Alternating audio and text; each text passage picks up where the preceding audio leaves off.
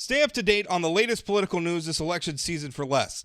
Visit inforum.news/port and get 3 months of unlimited access to our news network for only 99 cents a month. Subscribe now at inforum.news/port.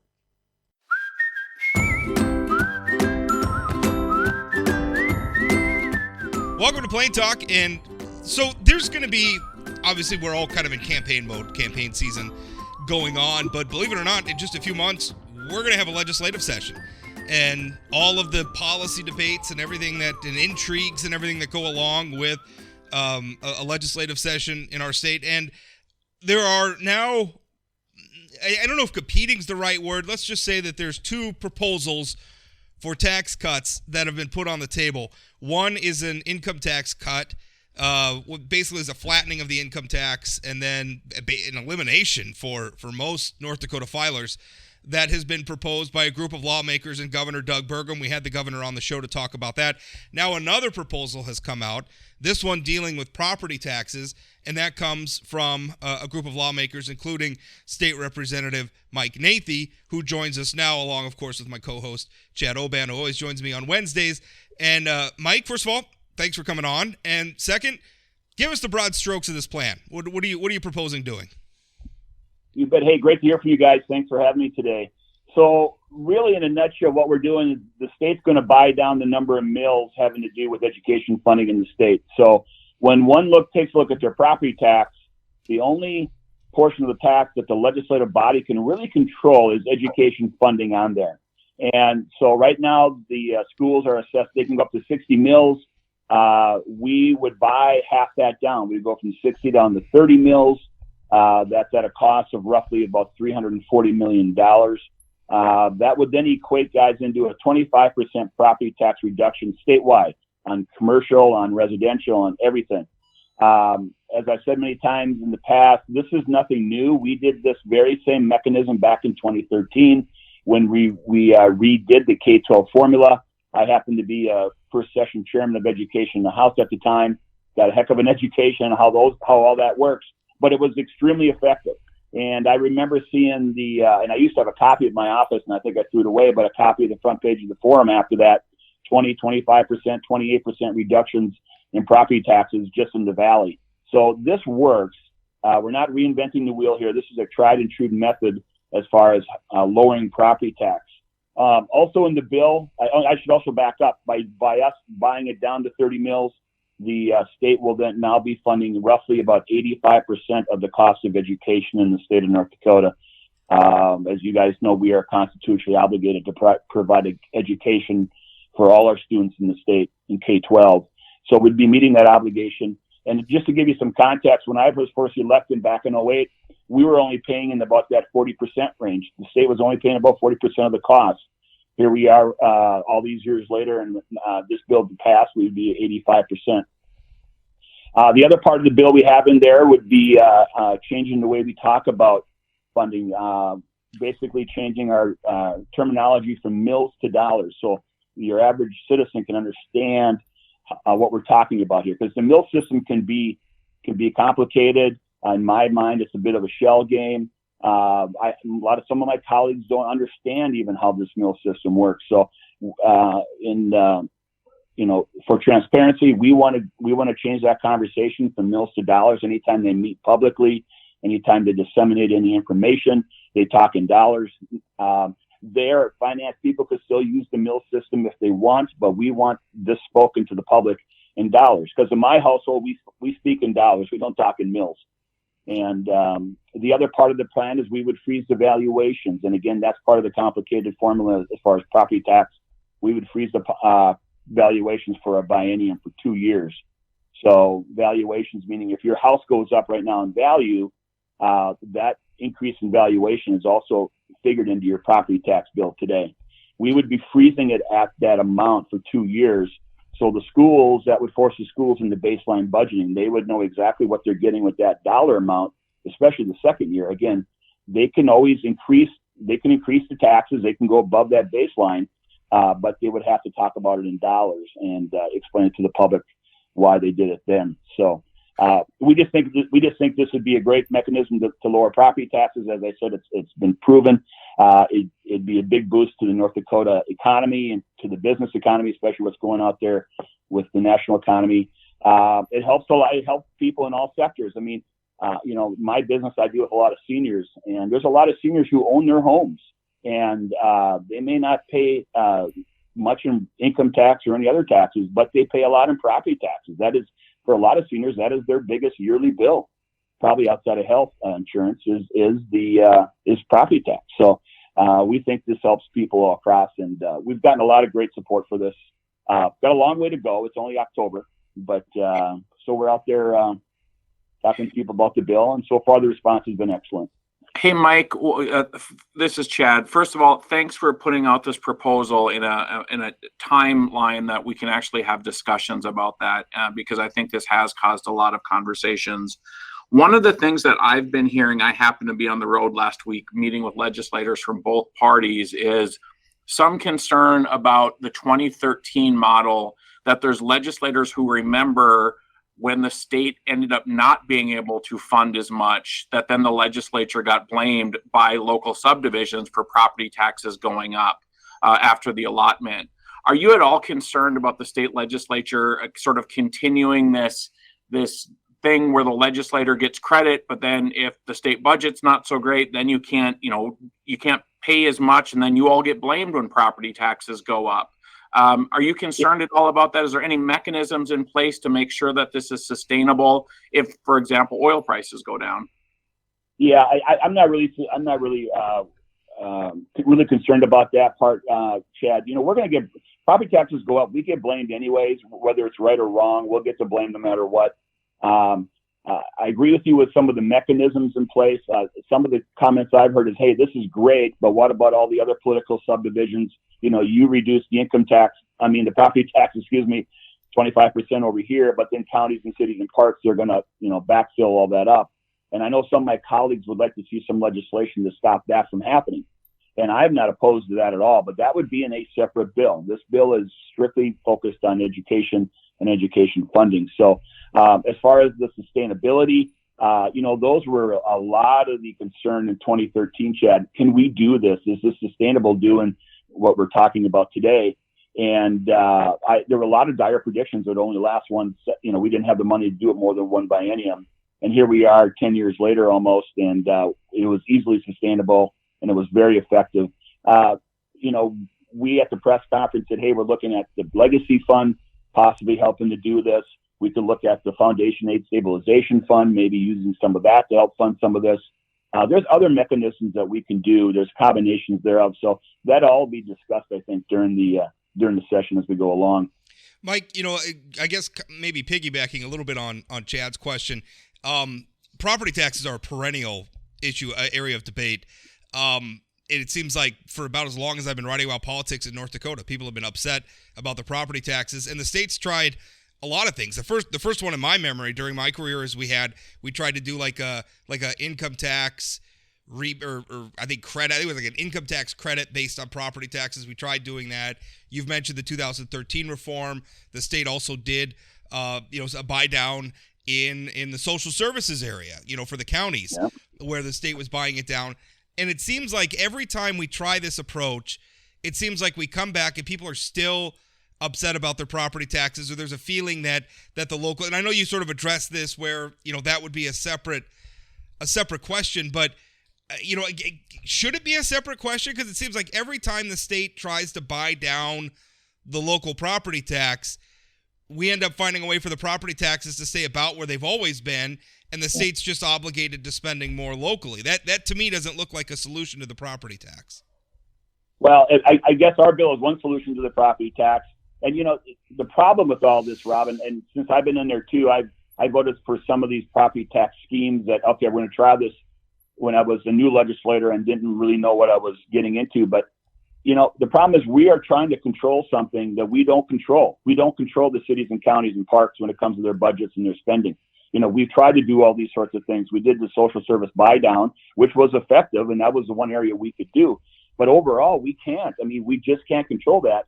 And then combine that with property values that have gone up every year since I've been in the in the legislature. I mean, everybody wants their house to be valuable and go up, but then that also is reflected in your property taxes too. So there's a couple of things that the legislature absolutely does not control. Now, we get to blame because I think a lot of people don't fully understand how some of the property taxes work. And like I said, it's very confusing. It can be confusing to people. So, we're just trying to come out with what we can. I do think there will be a bill that maybe patch some of these holes. We in the House have tried to do caps on the on schools, and I mean not on schools, but on cities and counties. We've always gotten it through the House. They could never get it through the Senate. And that was one way we thought maybe we could slow it down.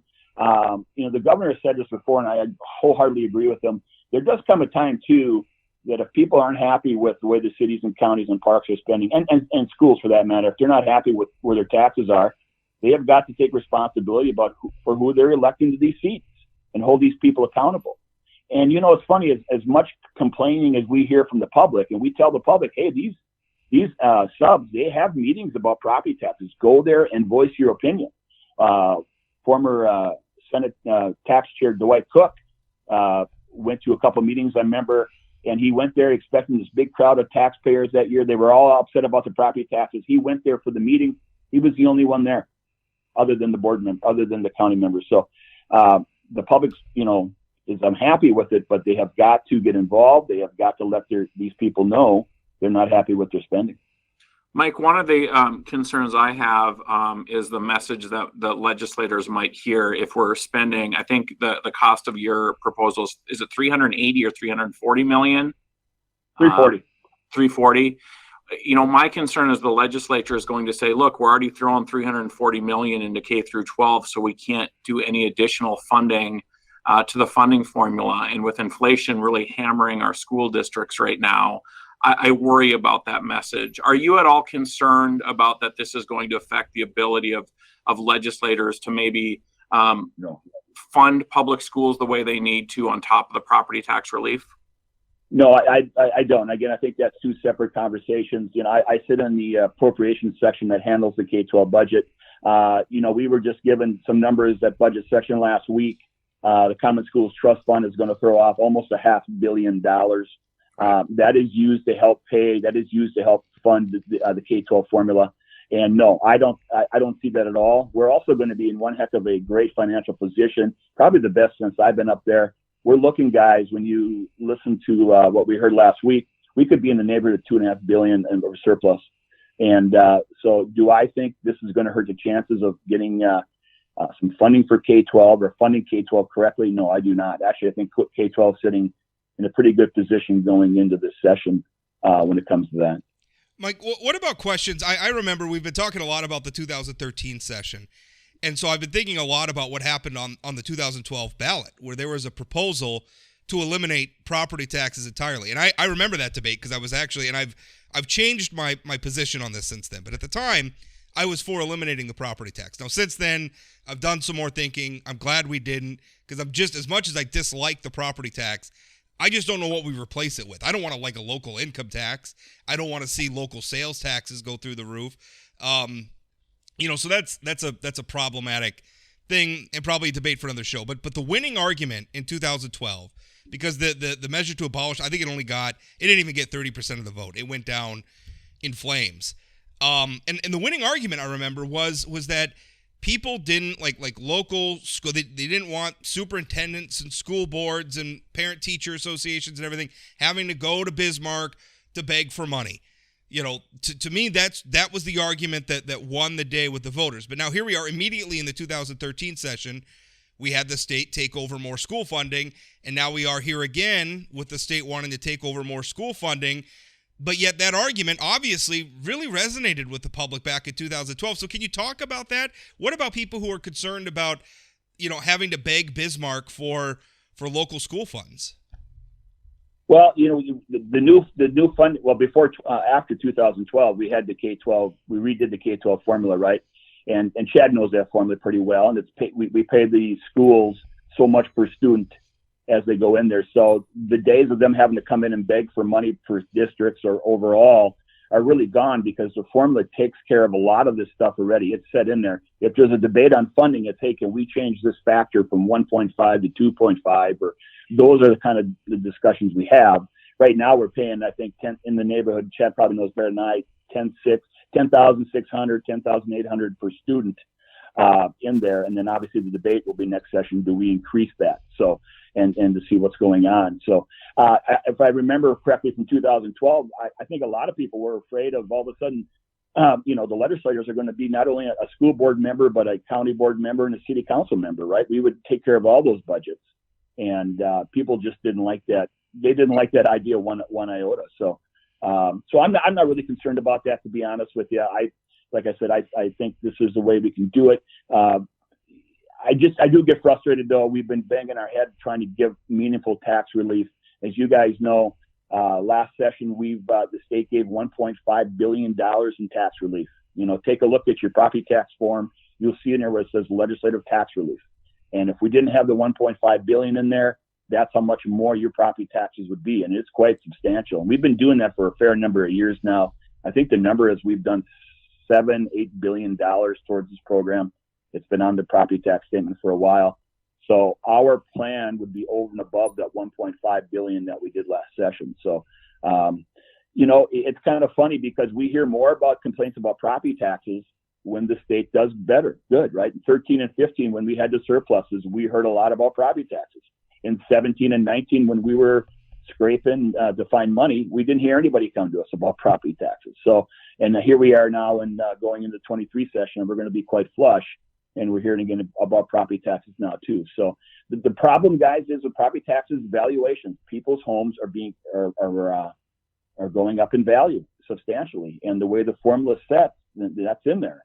So I've always thought if we're going to really do this, we should take a look at the formula as a whole, and specifically valuations, and how is that being figured? Is there any way we can tweak that so the jumps aren't so big and so heavy on the taxpayers in North Dakota? Mike, your bill calls for a freeze of valuations over the next 2 years, but what happens in year 3? I mean, are we going to have just a huge spike, like a hockey stick sort of thing, or in year 3 valuations just shoot up? Are you concerned about that? Yeah, well, possibly, Chad, but in those 2 years that we freeze it, the schools may, decide to go up every year, right? They'll increase their taxes if they want. So that bump, as you say, in year 3 may not be as pronounced, because I think they're going to want to go above that baseline to get up there. But yes, they'll definitely be there. It's not a perfect fix. We thought it was a way to kind of slow it down, to slow the spending down, and to do that, because I do think those schools will still bump their taxes up, and but it won't be as a big a bounce, I think, as some people think. Mike, we talked a lot about, earlier in the interview, you mentioned that, we've really got to encourage locals to talk to their local officials if they're unhappy about their property tax. And I agree with that. And not just talk with local officials, also consider the consequences of your own choices. I'm up here in Minot. Not that long ago, we had a referendum on a bond issue because we want to build a new high school. And I voted for it because we need a new high school. And but now that bond issue, it's hitting our property tax bills, and people are upset because their property taxes are going higher. And I'm like, listen, you voted for this. You voted for this, So I think there's a disconnect there. But if we want people to stop coming to the state for property tax relief, does it make sense for the state to continue offering property tax relief? Like, if this is a local problem, why not? Why should that be the message? I mean, because it seems like the legislature keeps caving and saying, okay, we'll do something about property taxes, instead of saying, listen, go back to your local officials and talk to them about it.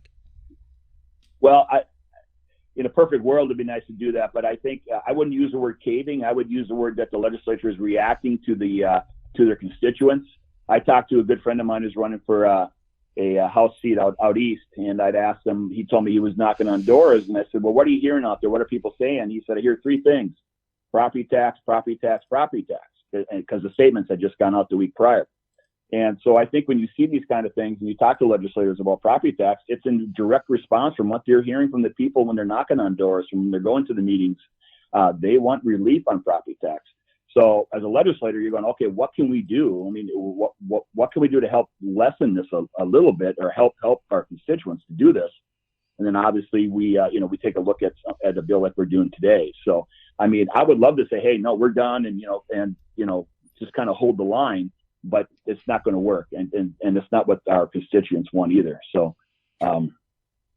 Mike, I'm going to ask you to be a prognosticator a little bit. I think that this whole debate is fascinating between income and property taxes, right? I mean, you mentioned people hear about property taxes all the time, but the flip side of that is the state saying we don't control property taxes, so why not do income taxes? We actually control that.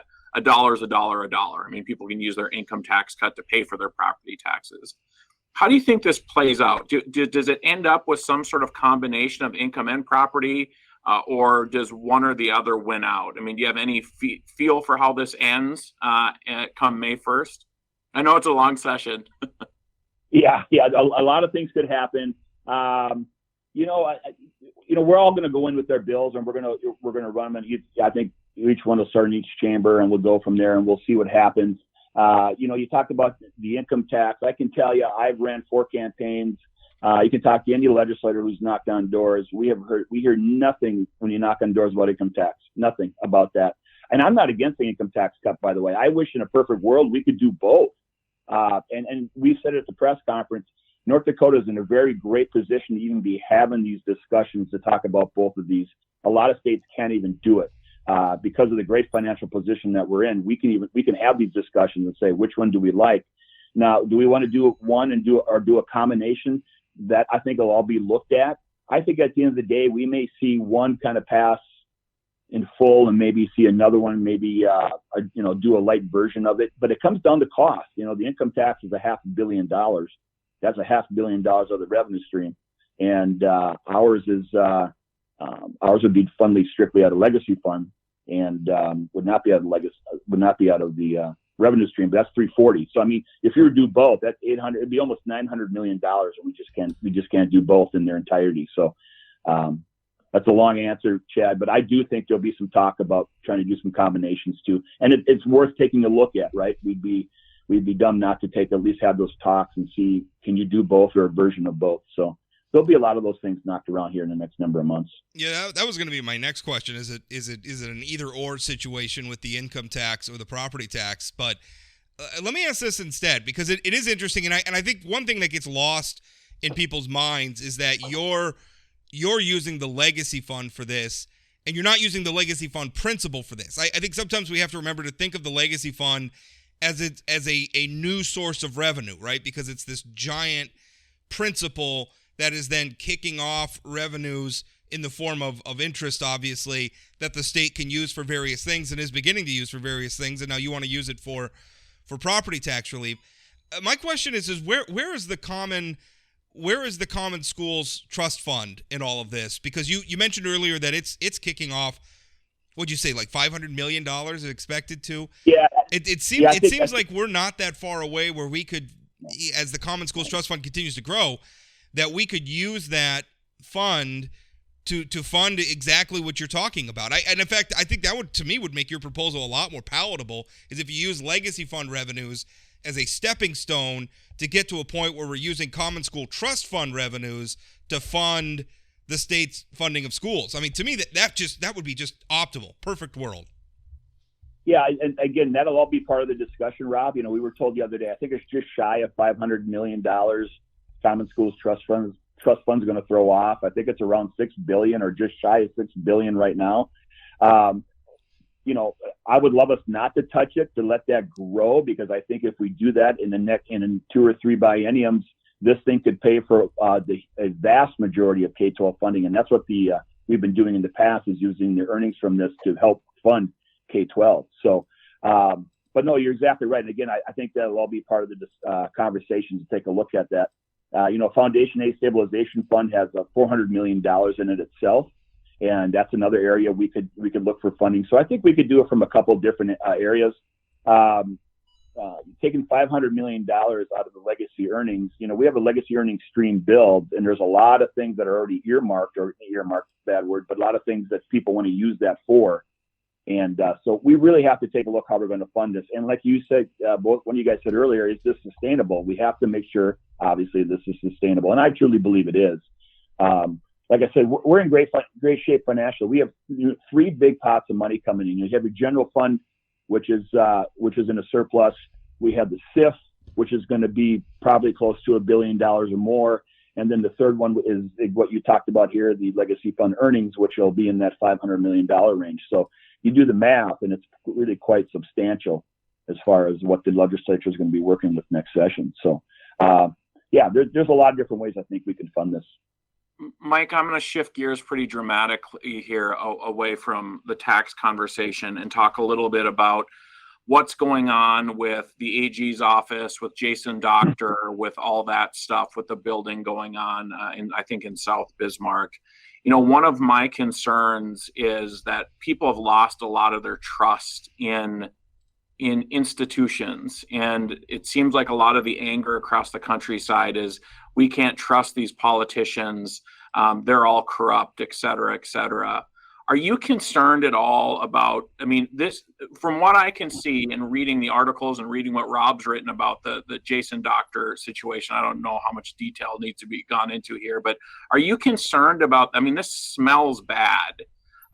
What are your thoughts on this situation? Is there anything the legislature can do to create more transparency to make sure that these sort of potentially conflicts don't happen in the future? And to be clear, before Representative Nathy is on the Lafferty committee, which received the audit report on this situation. So, Mike, you're kind of uniquely situated to speak to it.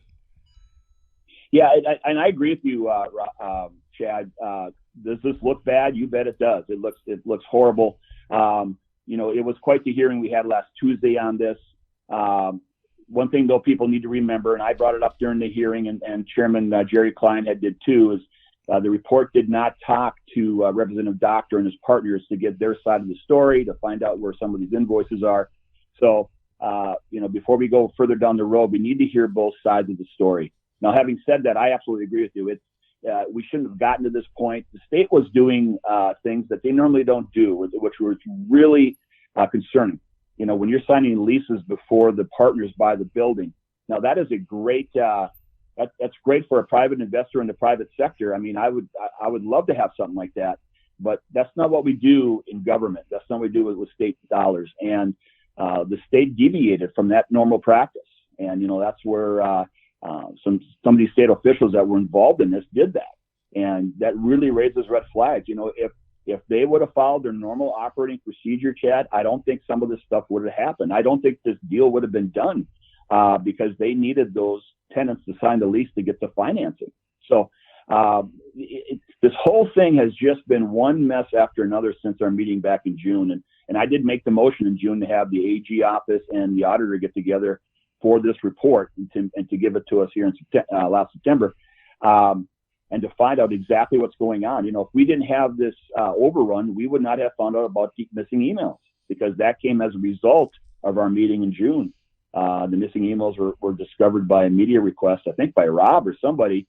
Me among others. It wasn't just me, but me among others. Yeah. All of a sudden, the AG Attorney General office says, "Hey, we don't have any emails," and they were unaware of that until they were asked to look for them. So it's been kind of one thing after another that we've gotten on this thing, and you can't make it up. And now part of the conversation the other day on the emails was we were told, there's no way to get them back, I called ITD in August. I had heard maybe there was a way with Microsoft. Oh no, you can't do it.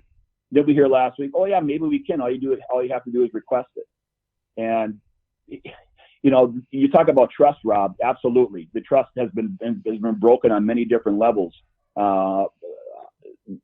With me, with ITD, and a number of other things. You're absolutely right. And the public has every right to be skeptical about what's going on with this.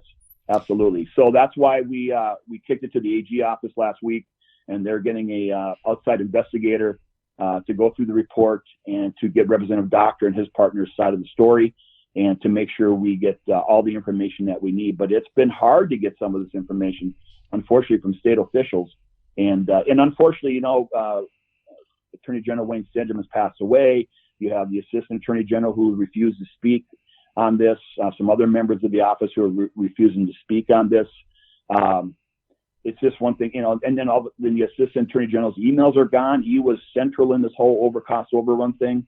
So it just lends even more kind of conspiracy-minded, raises more red flags with you.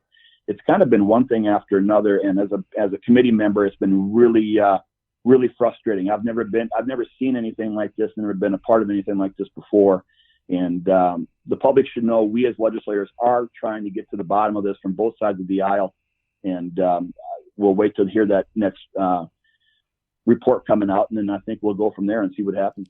Mike, I appreciate we invited you on to talk about property taxes. I appreciate you answering some questions about this other issue that was obviously before your committee. Last question for you: the one thing with the lease and everything that I've been scratching my head trying to figure out is what was the public benefit? Like what public benefit accrued from moving the offices to this building? Because I'm trying to think, did it save the taxpayers money? Well, clearly not. We're paying more per square foot. Was it of some benefit to state employees? Because hey, if we can help state employees do their job better or easier or be more effective or whatever, I'm not necessarily I'm not against that either.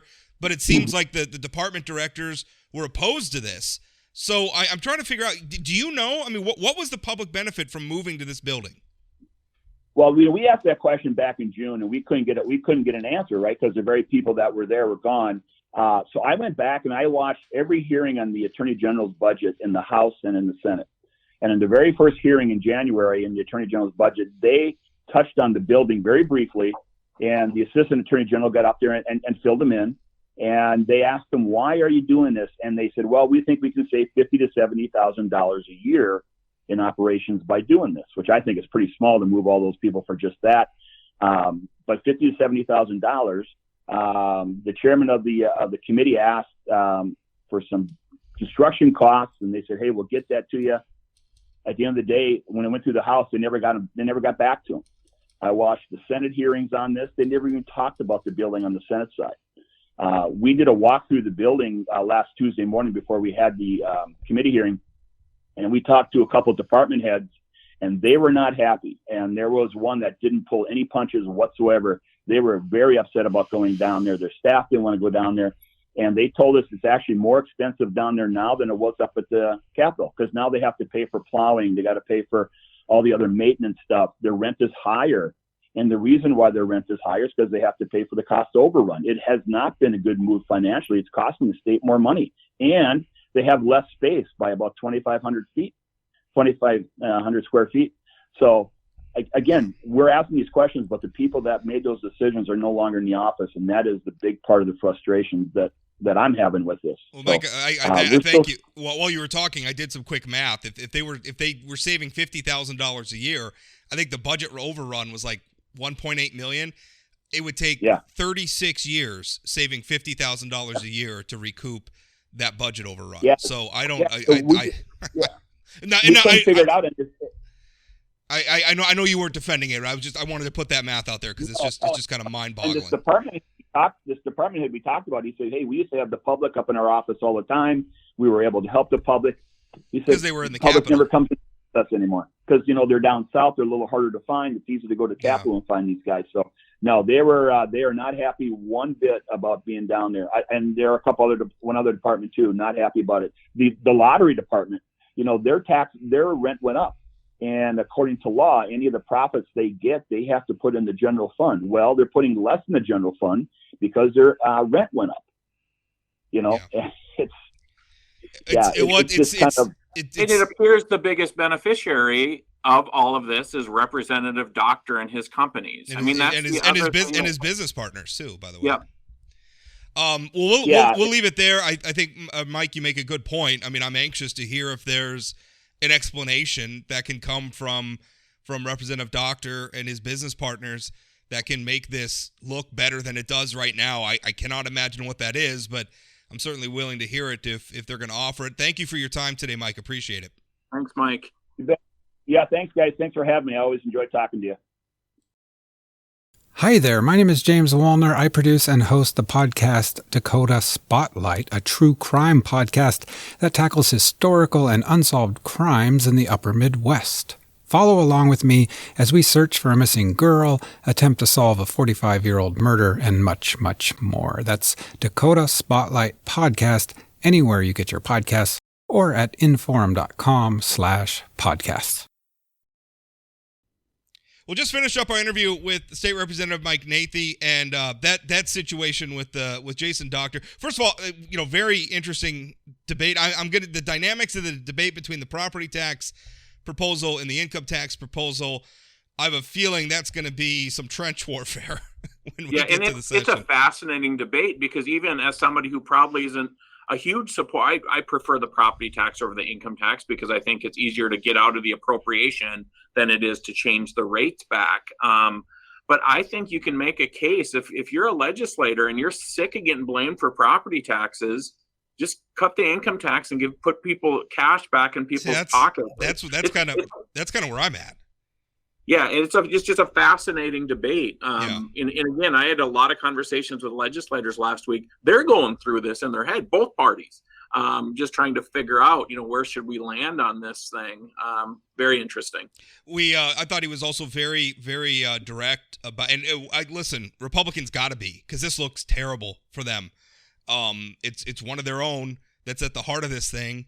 Well, more than one. I mean, Wayne Stenhjem too, who's, and it's so frustrating that he's not here to talk to us about it. It's so frustrating that those emails are missing. I thought he was very blunt and very direct about that. And so I hope that continues, and I hope that some people are held accountable for that. All right, let's talk about congressional races. We had a lot of polling out over the last week. The Democratic MPL releasing a poll that looked pretty good for Cara Munn, didn't have her leading, but had her at 40%, Kelly Armstrong at 44%. And then Kelly came back and released 3 of his own polls that he commissioned from three different polling agencies that showed him consistently above or near 50%, Munn consistently down in the 30s, him consistently with a, 15 to 20 point lead. I'd have to go back and look at the numbers. But, I mean, obviously 2 very distinct pictures of that race coming from 4 different polling sources. What did you make of it all? Yeah, you know that I'm most familiar with the pollster that did the Dem poll, Dean Mitchell, who I trust his numbers. The one consistency I saw through all 3 of the polls was Kelly's number, right? I mean, he was always sort of in that 45 to 50 range. I mean, I think the one takeaway is that's about where Kelly is right now. With leads from 4 points to 20 points. And like something like a 500 to 1 cash on hand advantage. So I think that the race is probably where we expected it to be, with Kelly having a clear advantage. If I was an incumbent with those kind of numbers and that kind of cash on hand advantage, I would feel pretty good about it. I think where Cara ends up is probably 10 points better than the average Democratic. So, but I think, again, it sort of shows she's high profile. If she gets 45% without spending any money, it's a really, really impressive showing. Although I would argue somewhat circumstantial.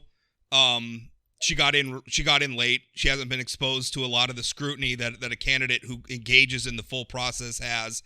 Well, sounds like a pretty damn good strategy then. I mean, if the goal is to get as many votes as possible, I agree it's maybe unique circumstances, but maybe it's the right circumstance to get as many votes as possible. Right. I mean, I guess I'm looking at this from a member of the public where I would rather the candidates be more fully. I'm not interested in what works best for the candidates. I'm interested in what gives the public the most full view of who the candidates are. So, I'm not going to endorse any sort of obfuscation from the candidates to even if it might be politically effective. You're right. I mean, maybe it is, but that doesn't mean I want everybody to start doing it.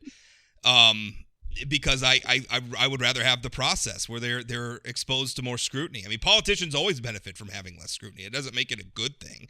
Sure. Anyway, that's my argument.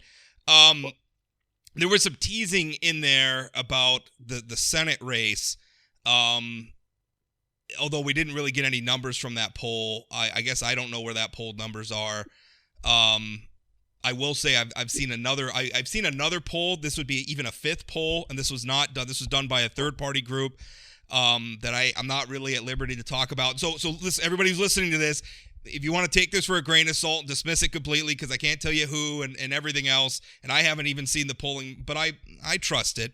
Says that Hoeven in that Senate race is close to 60, and the two others are combining for about 30%. Christensen at about 17, Becker at 12. That poll was taken 2 weeks ago. and then the rest undecided. That looked really good for Hoeven and surprised me. I mean, he's doing better than I thought. Yeah, and Rob, I've seen some polling that shows Hoeven in the mid 40s and the other two in the mid 20s. Moving forward, I think the bigger question here is the whole polling industry. I think getting samples is more difficult as less people have landlines. I think getting a good sample with the division within the Republican Party, I think getting a sample that properly weights sort of the Trumpian Republicans versus the traditional Republicans is very difficult. Right now in North Dakota, not all Republicans are equal and have so I think samples are very difficult and without landlines and having to do online and whatever. The nice thing this cycle though is I'll tell you, like in 2018, everybody and their dog was doing polling, so people weren't answering the phones to do polling. There's not that much going on this cycle, so I think more people are probably answering their phones. I got a text poll about the District 35 Senate race. I love the text poll because then it allows me to screenshot and send it around if I want to. But so I appreciate as well, because I never get polled for anything. Everybody takes me. I guess everybody takes me off their lists. I don't know, but I don't ever get polled. Yeah, well, I'm glad I don't get pulled off of those lists because I think it's always interesting to see where campaigns me too. I want to know what questions they're asking and everything. Yeah, but I think that the question about polling is going to be one that we're seeing all around the country right now, and nobody trusts polling. I mean, everybody I talk to at the national level is like, don't believe any poll that shows there a huge distance between two candidates. Every Senate race, every congressional race, and every governor's race that was identified as close at the beginning of the cycle is tied. I mean, that's essentially where all these races are. The only time, to me, you shouldn't hang your hat on any poll, and every candidate should go, guns blazing all the way in. The only thing is I get more confident the more data points we have. Yeah. Right. And so the more polls we have from credible sources, the better, the more confident I feel in the results. And I guess in the House race, I'm thinking the race is probably closer to what the Armstrong campaign's polling is showing as opposed to what the Dem NPL poll is showing, because we have 3 polls from 3 different organizations that are showing roughly the same thing, and then one poll's an outlier. I'm kind of leaning. The race I think is probably, and again, every poll is just a snapshot in time. Public sentiment is fluctuating. We don't know what it's going to be, by the time people, start casting their ballot, which they are now. But right now, as far as the race, that's the direction I'm leaning. Generally, I would agree with you if there's 3 polls saying one thing and another one that says something quite different. The only caveat I'd put there is I'm familiar with Dean's work. I'm familiar with Odney's work. Those are 2 that I would somewhat trust. The other 2 groups that Kelly's worked with, I don't have any idea who they are, if they've ever worked in the state. Yeah, when I wrote about them, they had some grades from 538 and that, for what that's worth. There weren't really a ton of polls graded. I mean, I did my best. I mean, I don't know. No, but the BC is sort of when they don't have enough thing to give them sort of a real grade. It's kind of a provisional, yeah. The nice thing is we only have a month to wait. Yeah. But I wanted to talk about something else with Caramond. Sure. Your column again saying that she's only getting support from Democrats. Well, it's true. She's having an event. Well, Rob, I have a question for you. Yeah. Did you look at the other hosts for the Fargo event? I know. Who was it? Well, it's 4 different people, including a active Republican whose name is escaping me now. Give me 1 second.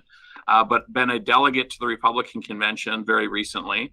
Dr. Stephanie Dahl, who's been a Republican to a GOP convention. I don't think she identifies as a Republican anymore. And then Jane Allen, who is a columnist and obviously left of center. But I think you're sort of identifying that Cara is not a true independent unless she has support from elected official Republicans. I mean, she's never going to get support from Republicans who are not rank and. I mean, she might get it from some rank and file, but I think that it's sort of an unfair sort of constant criticism. I I don't agree with that at all, obviously, which is why I'm making the criticism. Yeah. And the reason I'm less worried about the people endorsing her than I am the people who seem to be how she's organizing her campaign. I mean, there is a big gap between I'm going to go to Congress and I'm probably going to caucus with Republicans and Jane Allen and Heidi Heitkamp and Earl Pomeroy and Joel Heitkamp and Carla Rose Hansen and Thomas Dixon, all of these very, I would say very partisan Democrats in a lot of ways. I mean, obviously some of them were Democratic elected officials. I've never seen Jane Allen at a Democratic event in my life. Okay, so but she's very, very left wing. I don't understand how those people are supporting someone who could go in this very divided midterm election, who could go and be the deciding vote to give Republicans a majority in Congress. I just don't believe it. And I'm combining that with the fact that Mund has no track record at all. The only thing we have are the things that she says, and I don't put a lot of stock. I think actions speak a lot louder than words. So I have Cara Mund's words versus her actions in getting a whole lot of money from Democrats. First of all, she hasn't gotten a whole lot of money from anyone, and I think that's one of the problems. Trying to get a whole lot of money from Democrats. Sure, but I think you talking about the event happening at Carla Rose Hansen's house, ignoring that there's other hosts that maybe you don't recognize. I wasn't aware of the other hosts. I guess I didn't see those on the invitation. Whoever sent you that screen grab should have clicked on it so they could have seen the other hosts. But I mean, I think that's you can't say she's not an independent because she doesn't have any support outside of the Democrat Party, and then ignore the other public names. Okay, but every Republican, like you said, Stacey Dahl, you had one Republican you didn't name, Stacey Dahl, who doesn't identify as a Republican anymore. It's Deanna Bjornson. I don't know who that person is. Yeah, and that's just it. I mean, it's the same as the Dixon event. There's a bunch of people who are co-hosts. You focus in on Dixon. You don't know if those other people were Republicans. But you don't know if the other people are Republicans. Were there any? Yes, there were, or certainly. Well, hold on. And she's running as an independent. There's also a bunch of people who are independents there. I mean, you can't just ignore because you don't know who these people are. But you're wanting to lock this into a very partisan point of view. I'm taking a very broader ideological point of view. Listen, I followed her on social media before. I saw her retweeting Alexandria Ocasio-Cortez and all this stuff, and now all of a sudden she's a Republican. And listen, if you want to get elected in North Dakota, being right of center is a good place to be. I think she's trying to pull the wool over our eyes. Now maybe I'm wrong, but look at all the evidence in support of the idea that I'm right. I don't think Thomas Dixon is really trying to support somebody after decades spent promoting Democratic candidates, electing Democratic candidates, that he's now trying to elect somebody who's going to go caucus with Republicans in Congress. I don't believe it.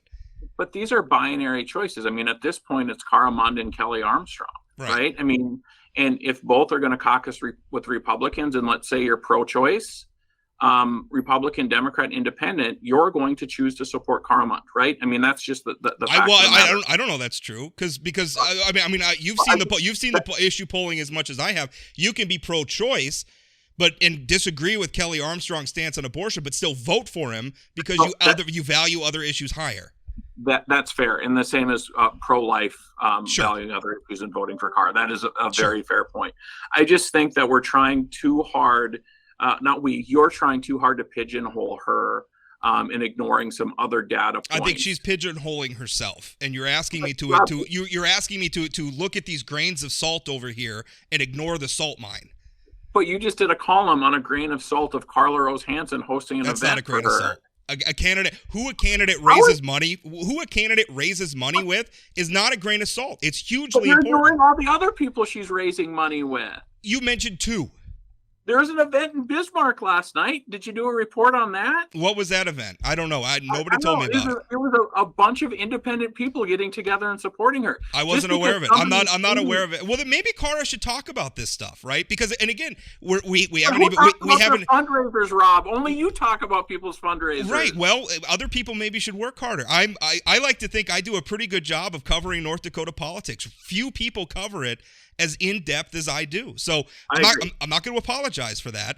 And second, we're also ignoring the fact that the Democratic NPL moved their candidate out of the race to get him out of Cara Munn's way. I'm just supposed to Rob, ignore that and pretend like it didn't happen? Rob, again, you're painting so broadly here. The state It's not. Democratic Party did not do that. There are prominent members that are Democrats who weren't at the convention, who many of whom don't even live in the state anymore. But for you to say the Democrats is a pretty broad brush for you to say. There's a lot of Democrats who are very upset about that. I interviewed some of them, but which set of Democrats are calling the shots? Well, because it sure seems like one group has a lot more say than the other. Well, I think that's a fair thing in this decision, but I also think it's just unfair to suggest that because a handful of really prominent Democrats, that the Democratic Party. I mean, these aren't people who are going to the executive committee and you saw the vote that they took at the policy committee to keep Mark on the ballot when some yahoos wanted to kick him off.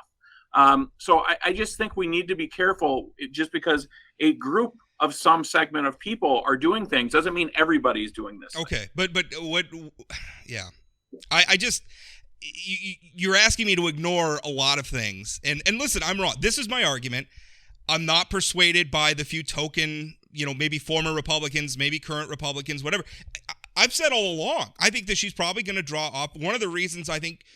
We said earlier, we think that she's probably, I think we agree, she's probably going to overperform the typical Democratic candidate by about 10 points. That's probably some pro-choice Republicans for whom the abortion, at least some of those, are pro-choice Republicans for whom the abortion issue is a high enough priority that it's going to swing their vote.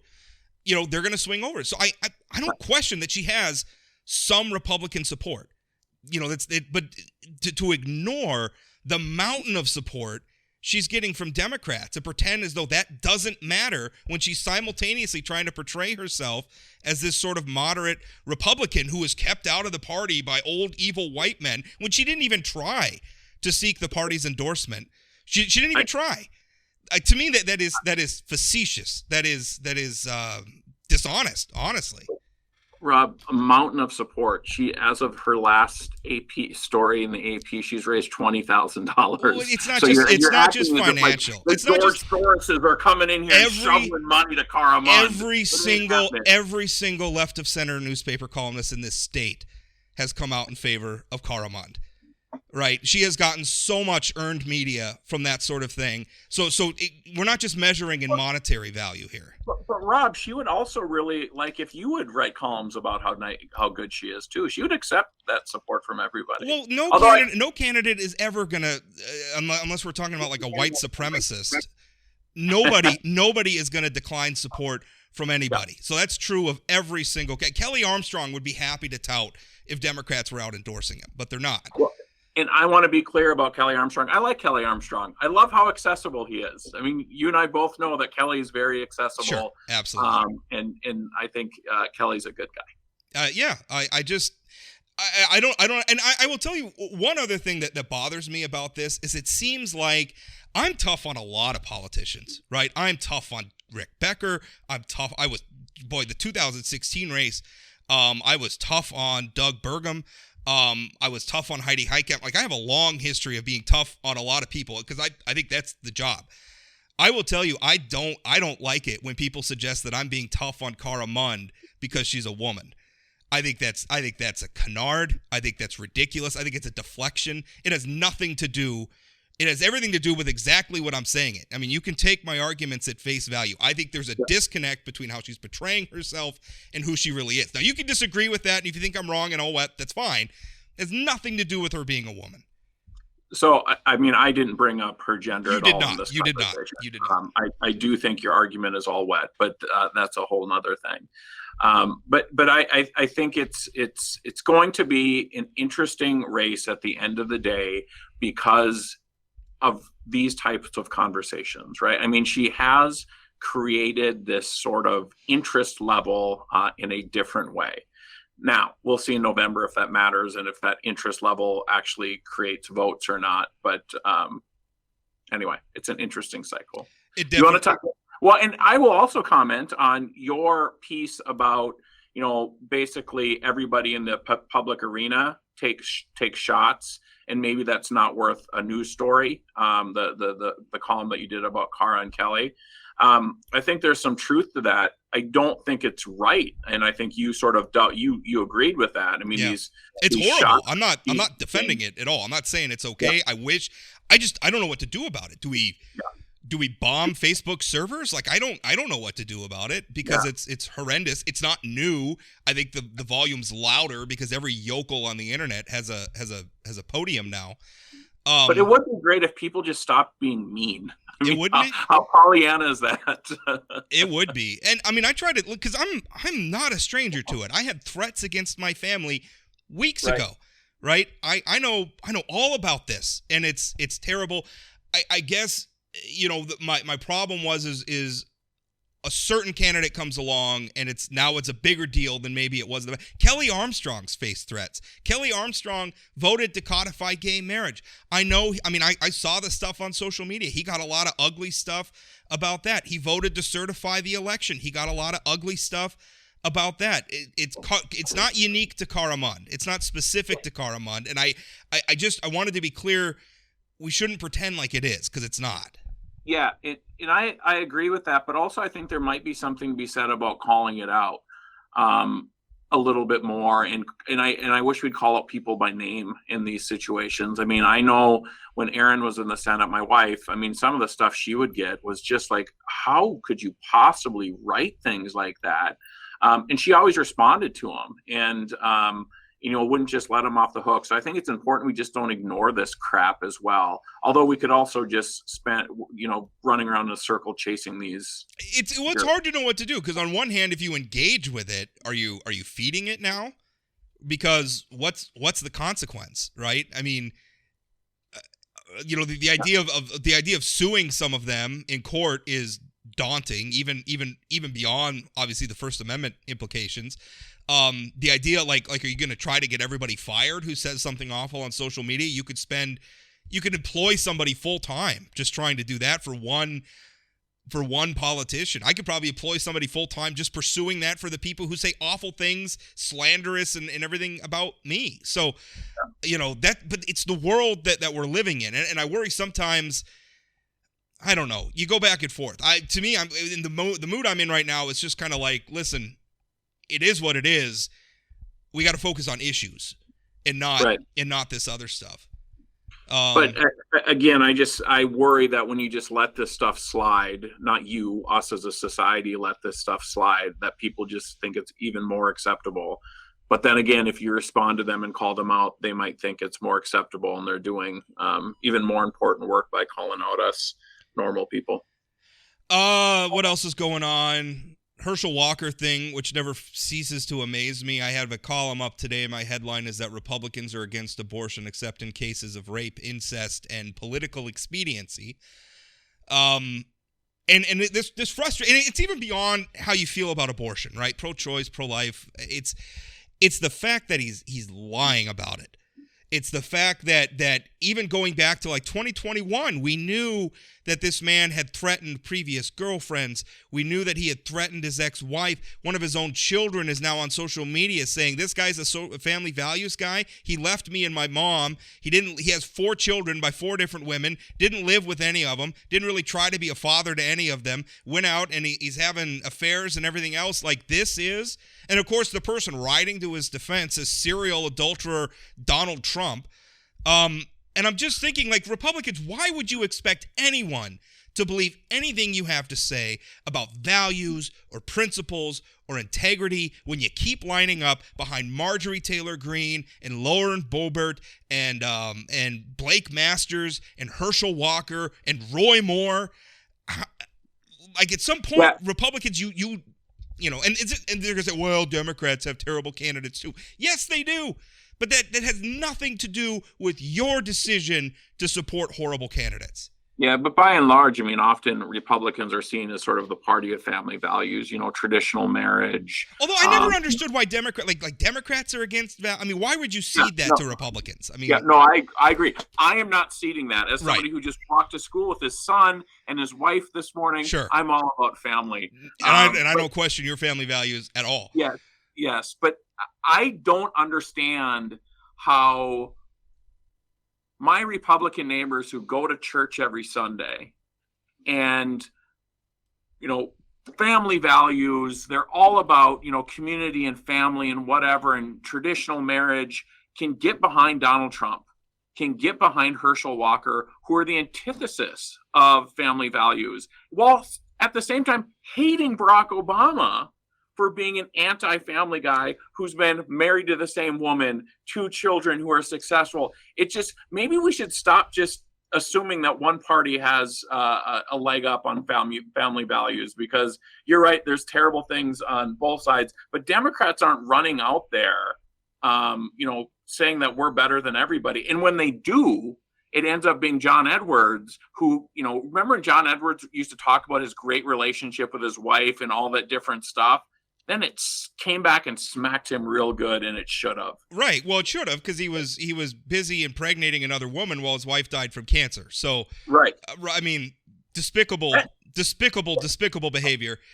But and you're right about the Barack Obama thing. I didn't like Barack Obama because of his policies. I always thought he seemed like a great husband, great dude. Yeah. I'd like to go to a baseball game or something with him sometime, but I don't want him holding elected office because I don't agree with his policies, right? The same way I would never vote for you for any elected office ever, Chad, but I would like to hang out with you and your family sometime. I'm going to find, again, these are binary choices. I'm going to find a person that you would vote for me over that person. But I assume you're a sit out the election guy, aren't you? I don't vote against people. I have to vote for people. That's the way I calculate. I didn't vote for Donald Trump. I didn't vote in 2 presidential elections. The last 2. Yeah, I didn't vote at all in either of them. Because I didn't see either person worth my support. And I realize other people, I don't begrudge other people making that decision. That's how I approach my ballot as a citizen. But yeah, it frustrates me when I hear someone like Kevin Cramer supporting Herschel Walker, and I'm just thinking, why? How can you do that? Or John Hoeven, really prompting up the Trump endorsement before the GOP convention. I assume we'll be hearing more about that. Which was not sincere. Yeah, I'm sure, but I'm sure Trump, he'll lean on Trump because it appeals and it'll erode, and it's smart politics to the point, one of the points we started out, that may be smart politics, that doesn't make it okay. I agree 100%. Well, because at some point that the traditional Republicans need to distance themselves from these people. And even though it's a month before the election, when Herschel Walker is who Herschel Walker is, it doesn't mean that Mitch McConnell and others need to jump to his defense. Yeah. Well, also, look at the number of Republicans. That's the thing that always...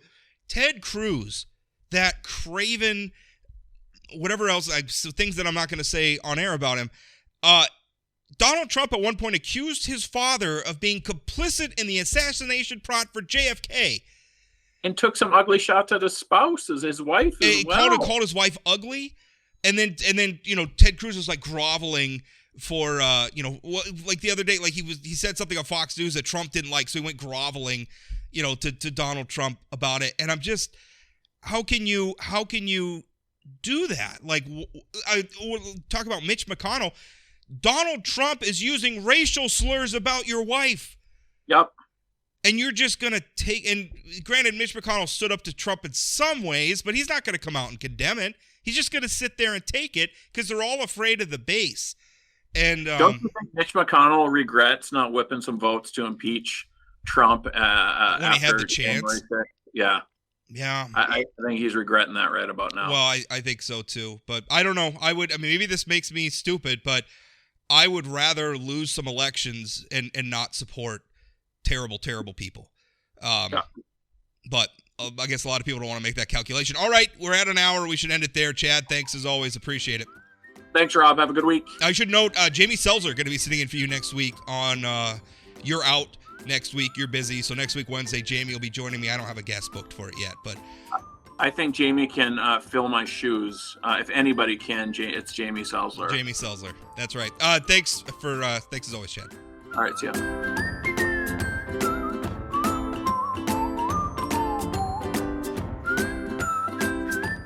Did you know Forum Communications Company has a robust podcast library? At inforum.com/podcasts, we have everything from politics, sports, true crime, outdoor adventure, and more. Visit inforum.com/podcasts and explore them all today.